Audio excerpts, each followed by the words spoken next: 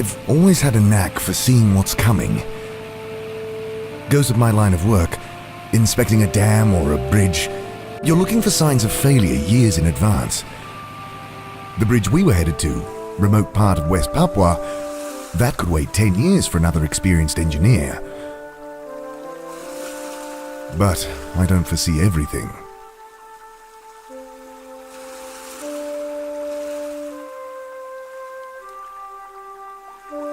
Thirsty.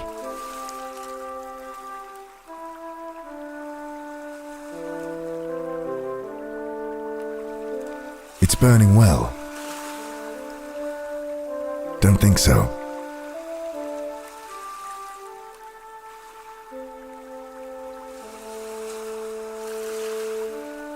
No. The fruit tempts me. Plump berries, heavy on the branches of the shrub. We tried them, of course. Grown drunk on them. They had that effect. Lowered inhibitions. Had us all giggling, dancing, but they did nothing to ease our hunger, only made it worse. Been sleeping on these fan-like leaves the past few weeks. I'll take it with me.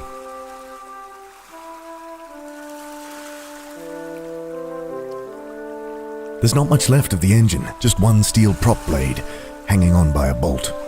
I'd need appropriate tools to get it off.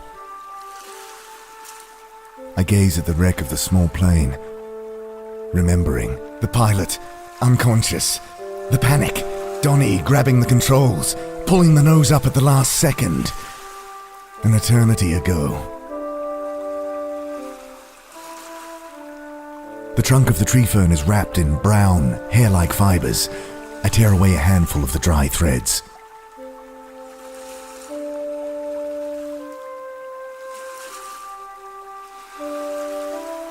The water in the pool is brackish, undrinkable. I'd realized immediately that blocking the tidal flow upstream was our first priority. Without the dam to isolate the fresh water, we wouldn't have lasted 2 days. Maybe that would have been better. I gaze at the dam we built in the narrow gorge. It may be ugly, but we were proud of the work that went into it. That sense of accomplishment was well earned, if short-lived. Without this outflow drain, the dam could never hold the massive pressure that would build above it. I ensured we built it strong, but rubble and recycled plane wreckage is no substitute for reinforced concrete. Plus, it makes a convenient drinking fountain. Cheers!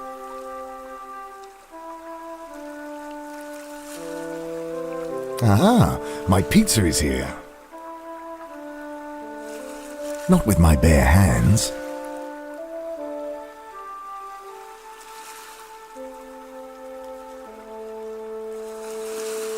I spear the fish on my second attempt. I'm getting better at this. Was that?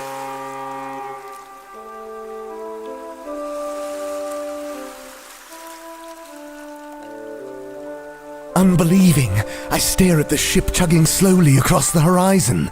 There's a lump in my throat, as for the first time in weeks, the hope of rescue is rekindled. But they won't see me. The fire! Oh God, the fire is out! I have to get it lit. They must see me.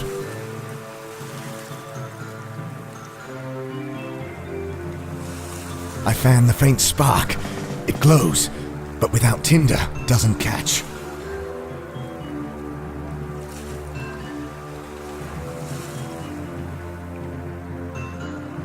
I nest the fibers in amongst the dying coals. I fan the spark until it catches, and soon the fire is roaring again. I look up at the eerie harmonic howl. One of those strange wild dogs.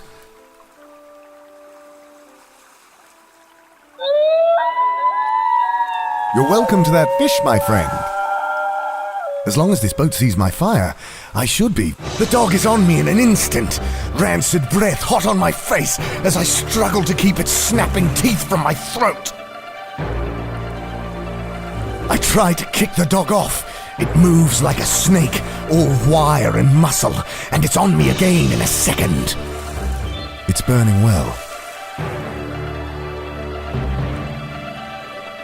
I bat at the monster with the branch. In response, the beast leaps forward. Iron jaws close around my throat. I shake my head to clear the vision. No, not trying that. With my free hand, I hold the branch into the fire until it catches. I drive the flaming brand into the beast's face. As it leaps back with a snarl, I hear that terrible howling all around me. I swing the branch around wildly, kicking at the sand with my heels as I back away from the circling dogs. I sweep the flaming branch around, buying myself an extra second or two. I dash past the nearest dog.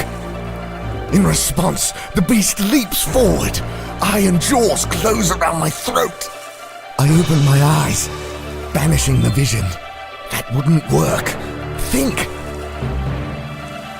I swing up the tree as the first dog darts in, snapping at my ankles. Safe for a second, I remember the ship and look up. No, its course is unchanged. My fire now hidden to them by the rocks on the beach below.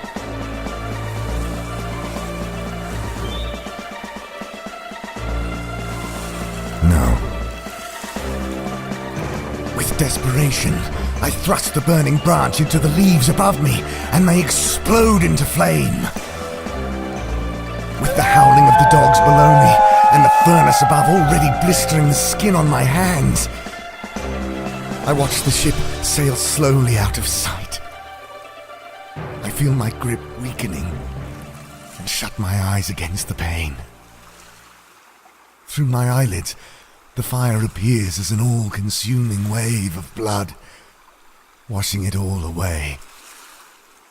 Then I'm falling. I land hard. My eyes fly open at the sudden agony from my leg, and I look about me in wonder. The hammock I'd fallen from flaps against the bulkhead. My burned hand is bandaged, and my leg had evidently been set before I'd re-broken it just now.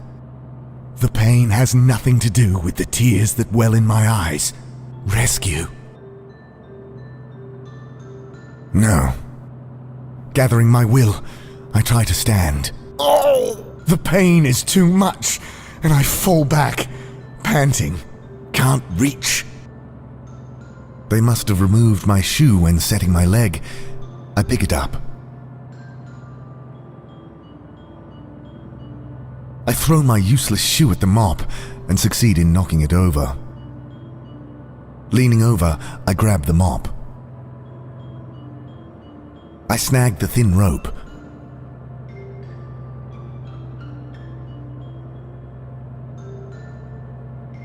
I snap the mop handle over my good knee, then, biting one end of the rope against the pane, I bind the broken shaft to my leg. Crude splint complete, I carefully stand.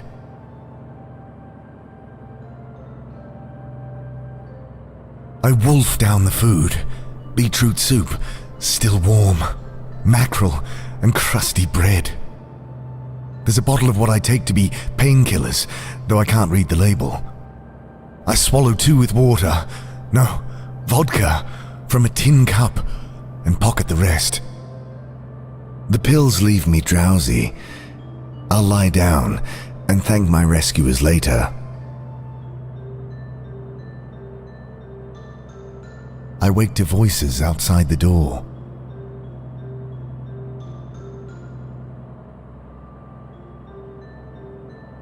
I can hear shouting behind the door. Another language. Russian, perhaps? Hello? Silence for a moment, then the door is shoved open. Ебать, он борется. My God! Thank you! Thank you! И pizza. Food belly. I can't believe you found me. I'd given up. Заткни его. I catch anger in his voice. Blinking away my tears, I see their faces for the first time. Faces red with rage. Do any of you speak English? My question cut short as I'm shoved back onto my bad leg, makeshift splint shattering. Dipsik, siete lute. Please, I don't understand. Nirbudum set, Capitana. Ned Vahidis. Shocked, I stare at the gun shaking in the man's hand.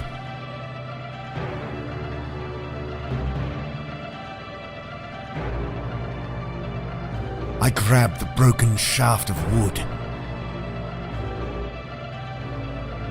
No.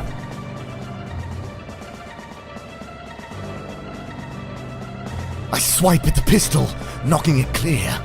Frozen for a moment, we all eye the gun. I dive for the gun, beating the crewman to it by a split second. Fire at the man, and he staggers back.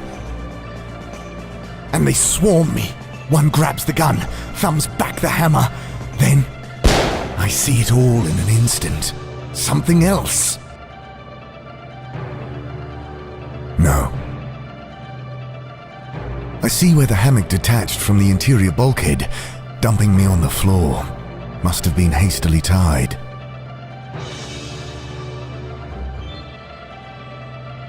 Okay, back off. Bashar Nohoy. The pipe's hot, steaming slightly in the damp air. Fire at the pipe, it ruptures, spewing a jet of hot exhaust. Coughing, the crewmen jump backwards. I stand, feeling the bones grinding in my leg, though dulled by the strong painkillers.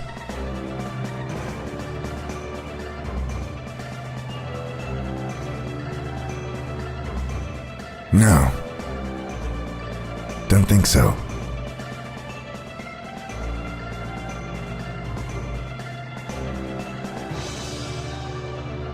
Shoot out the window and clear the remaining shards with the butt of the pistol. Then, head spinning from the cocktail of pills and carbon monoxide, I plunge into the water. I hear their screams in my head. The wet thud of blade biting into flesh. The snapping of bone. I see the red wave again, washing it all away. I open my eyes. No, not back here. My God, the passage is open.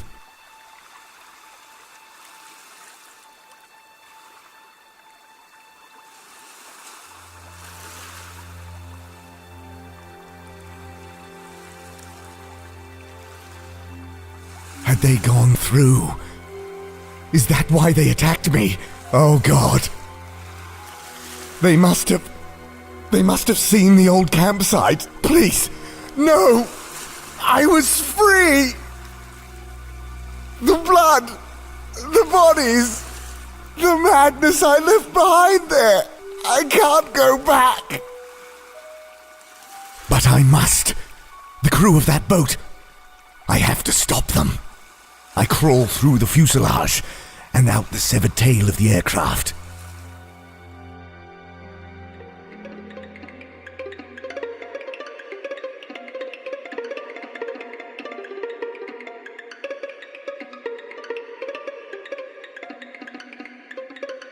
Those sounds I shut out, they echo in my skull again. Screaming, laughing, cutting. A man walks towards me. By his shirt, I see it's the ship's captain. Wait, stop. No, you can't be here. You monster. You killed them. I can explain. The berries, they... Shut up. I should kill you now. No, Please go. Before it's too... The thing lands on him, knocking him into the muck. There's a sickening crunch as the rock in its hands comes down on his head. She looks up, smiling. Ian, you came back. Anna, oh God, Anna, stop! No. Can't let it rot like the rest. Come, have some. There's plenty. I turn and vomit noisily, shutting my eyes against the sight. I should never have left them. When they'd started on the pilot, I mean, he was dead already. But still, I'd had to leave. I couldn't watch them as they... God, I should have done something. Oh, Ian. I always liked you, Ian. Come, sit with me. I have to end this. Somehow. Searching desperately for something I can use, I lift aside a lifeless arm. To my dismay, it comes away from the body.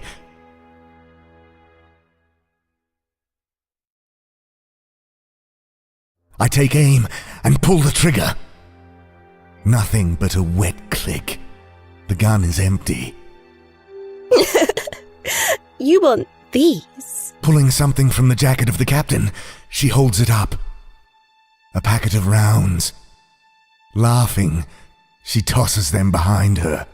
Come and get them. She returns her attention to the body, and I notice the watertight packet float down to the dam. Anna, please stop! Oh, Ian, why should I stop? I feel great. Approaching, I gag on the oily smoke that bleeds out of the bonfire. I won't touch the vile fruit. I take what seems to be a fragment of propeller, sharpened into a cleaver.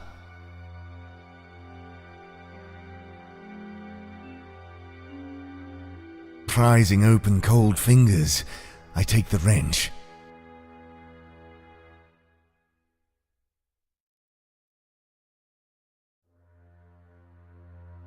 Oh!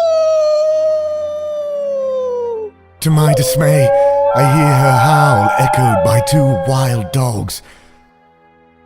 They run up to her, and she tosses them some strips of flesh. Here you go. Aren't they wonderful?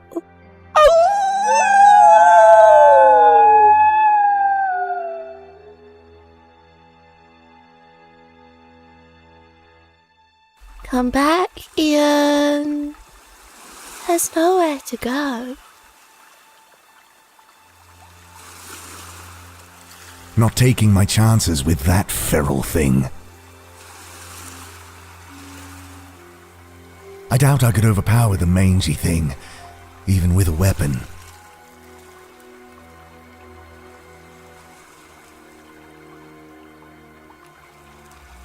I unbolt the remaining prop, a long, flat bit of hollow steel.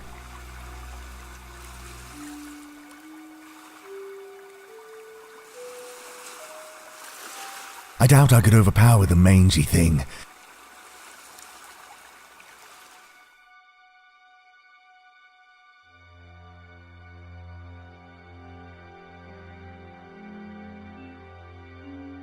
I noticed the pilot's helmet wedged under the tail of our plane. I try, but fail to free it with my bare hands.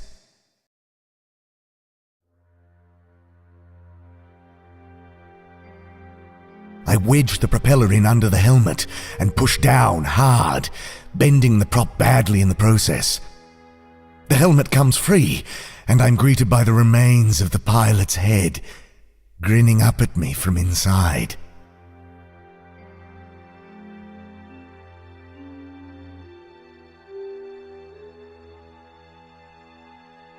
No. There's plenty for you here, Ian. Come back. There's not much meat on the thing. I don't think they'd be interested. Oh God, listen to me.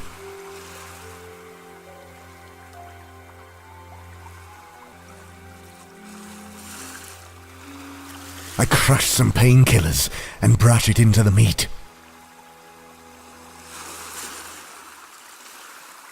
I throw the horrid meat to the dog. It sniffs it, then gulps it down. Come on.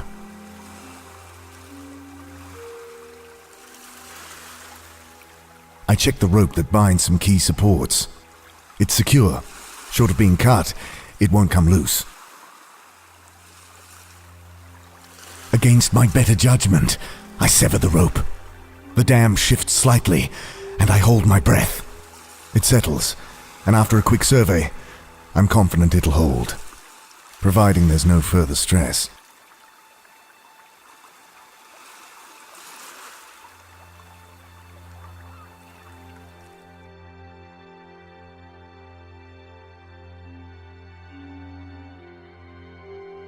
I secure the rope to the helmet's chin strap. This could serve as a bucket if I had a well. The rope wouldn't reach from here. If I could get onto the dam wall, though. Come on, Ian. Don't let it go to waste.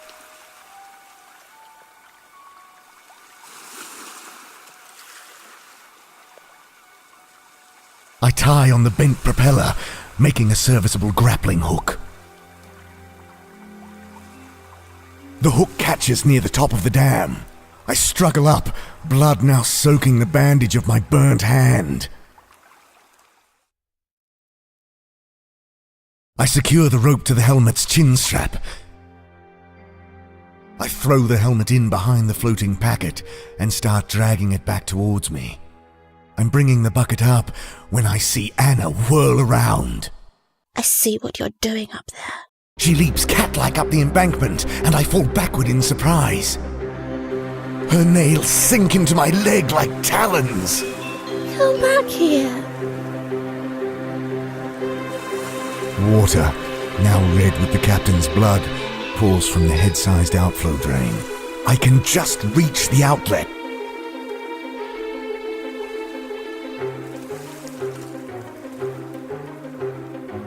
I jam the hideous object deep into the drain. Almost immediately I sense the pressure building behind. A terrible, surging power pushing inexorably on the wall. She pulls me upward, and I feel her hands close about my throat. The wall falls silent for a moment, then bursts.